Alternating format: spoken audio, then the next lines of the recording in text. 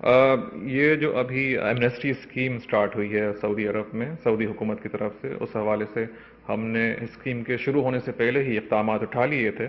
تاکہ جیسے ہی یہ اسکیم ہو تو اس کا زیادہ سے زیادہ فائدہ اٹھا سکیں ہمارے پاکستانی بھائی جو جن کا یہاں پہ اسٹیٹس غیر قانونی ہے، تاکہ وہ واپس اپنے پاکستان جا سکیں۔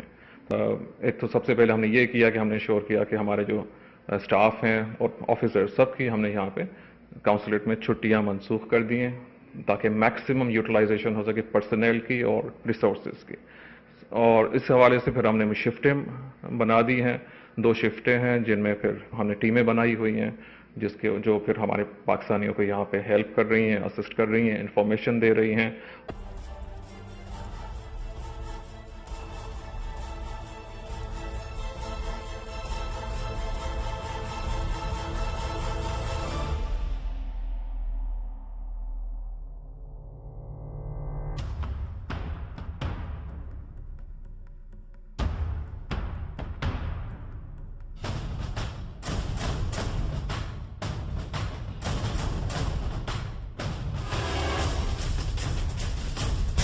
ایوریج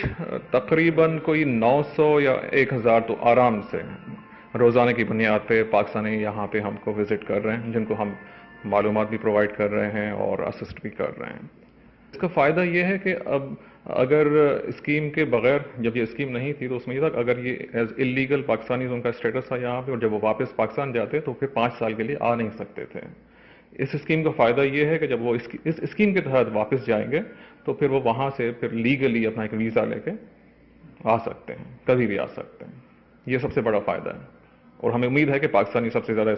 اس اسکیم کا فائدہ اٹھائیں۔ کہ انتظامات اچھے ہیں،